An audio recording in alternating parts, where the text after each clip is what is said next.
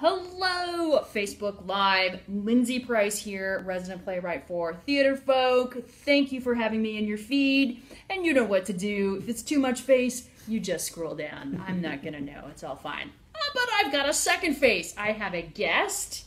It's not just me blathering on. It's going to be two people blathering on for 15 minutes. Double the blather. Double the blather. We have here Matt Webster. Hello, Matt. Hello, everybody. So Matt Webster has a multitude of hats that he wears around the Theater Folk Global headquarters.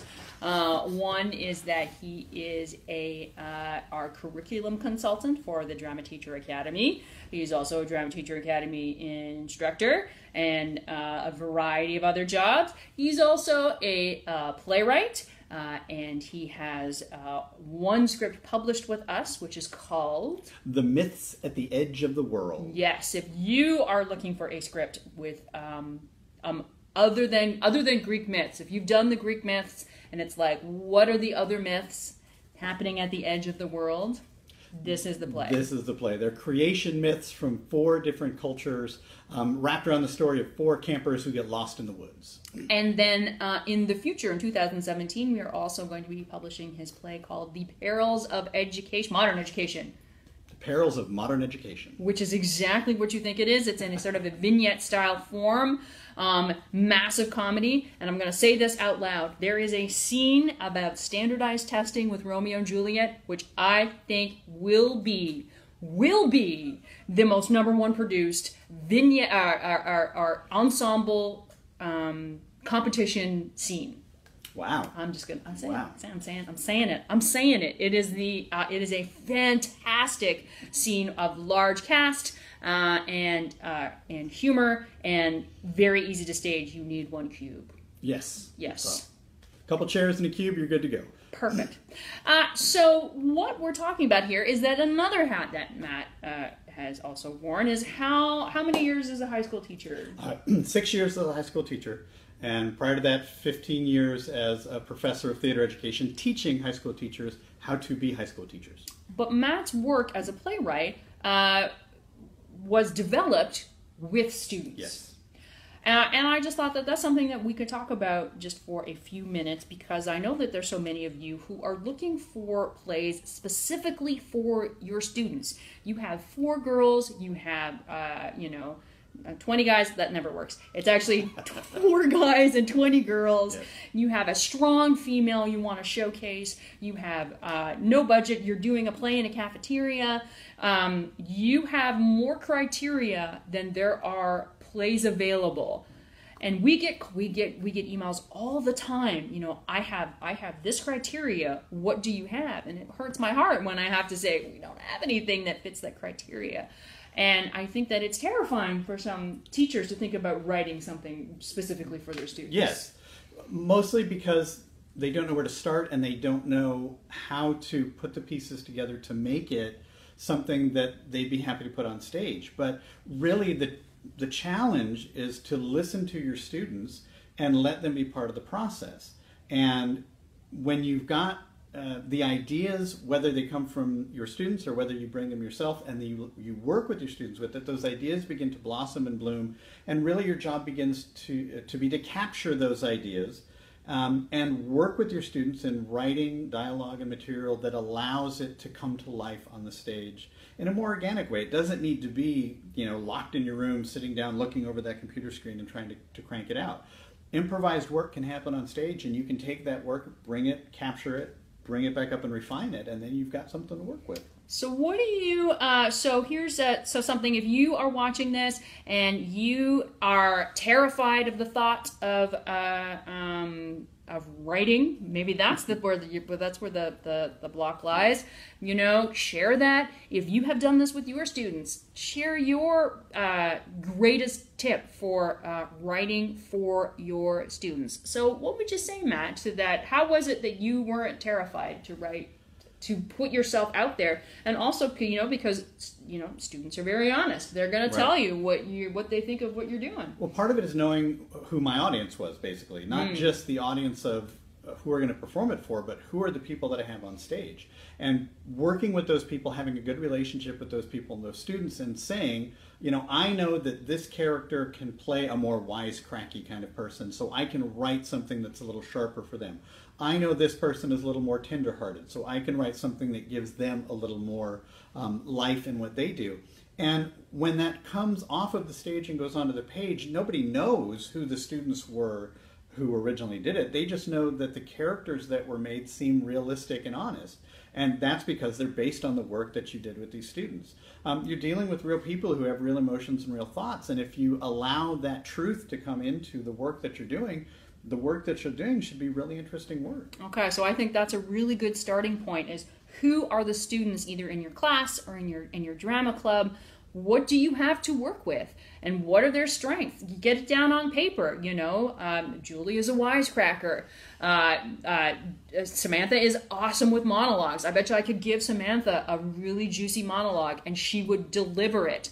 My boys, what are the guys really good at? They're good with banter. Okay. And then, so then you know, in terms of character voice, which I think is sometimes the hardest thing to crack in a play, you actually have a head start because you know the voices for your characters. Right. And that gives you a huge head start, because once you understand those voices, once you understand the way the dialogue works, the way that the characters create dialogue, because you hear it every day in your classroom and you know, oh, that sounds like Jim or that sounds like Janet. So allowing them to then take that and bring it to the stage is a really easy head start. And then on top of that, don't think that what has to come to the stage needs to be a finished piece of work. Part of the rehearsal process is allowing the students to work through it and go, can I say this instead? Or this doesn't make sense to me, or I don't understand what I'm saying. And using their work with you to refine and rewrite. That's another big advantage you have in working with your students to write material for them. I think that's the second excellent point. So the first point is you know who your students are, get down what their real character voice is so that you're writing to their strengths right away. The second is do not believe that before you step into that first rehearsal that the work has to be perfect. Right. And go right in. I think that's students appreciate honesty. So you need to go in and say, look, we're not finished. We need to use the rehearsal process to get it to its best place. They're terrified when they write, by and large. And I find that more than anything, nothing terrifies people than playwriting and putting their thoughts on paper in this context. So if you are also putting yourself out there and saying, you know what, I'm scared of what you're gonna say, I'm scared of what your response is gonna be, but let's all work through this together. And they will definitely rise to the challenge. They love the challenge, and they love the ownership that comes with knowing that what they do on stage has the opportunity to end up in a script of some kind. And they love to be able to share with their family and their peers. I wrote this scene. I helped create the dialogue in the scene, and I really brought this into focus. So they will, jump up on both feet and really try to give you everything that you need. And as scary as it may be for you and for them, there's also this sense of shared purpose where when you give them the opportunity to say, look, I'm really looking to you guys to give me something that we can develop into really solid work, they've come through for me every time. And I think a third thing is to really, just as you would craft feedback sessions in student work, that when you are working with students and you are expecting feedback from them, that it should be equally as crafted. For me, when I am looking for constructive feedback from anybody on my work, I'm looking for questions, because questions for me are tactile. If somebody says, well, I don't like when Jimmy burns the letter, well, I like when Jimmy burns the letter. We're at a standstill. That doesn't move the play forward. But if somebody says to me, well, why does Jimmy burn the letter in this point? I have to have an answer. You know, it can't just be because I like it. It can't just be because it's a cool effect, you know, burn. It has to be because it's character driven. It has to be because it moves the story forward. And that is helping you write to the best of your ability and helping the students craft really, really helpful feedback. Right, and controlling that feedback that comes in is also vitally important. Not that you're heavy-handed and locking it down, but just knowing the kinds of feedback that you need and the kind of feedback you can work with. As Lindsay's saying, when someone says, I don't like this, that doesn't take us anywhere. But when someone asks the question, why, and you have to then go back and think, well, why do they do this? Where is it linked further in the script? And you begin to have those discussions. You really begin to deepen the connections and the characters and the relationships, because now things are beginning to be linked. And if there is a question, that question is something that should be brought to the director, and it should be in a forum where people have the ability to share those ideas, and it's not just a one-way kind of thing. That's something else that'll be beneficial for the students, that you really take what they're saying to heart and adapt it as necessary. And even if you have to say, well, guys, you know, we can't do it that way, but here's why. And respecting what you're getting back and forth from their feedback. This is another important part of getting everyone to buy in and really taking ownership of the piece. So there's going to be struggles and there's going to be successes, I think, in this. And so, Matt, what do you think? You've done this a couple of times now in terms of working with students and writing something. What's a good example of a point where it was a struggle? You get to a point where the pieces are there, but they don't all link up into that unified story, and finding the way to get from A to B is sometimes a real challenge.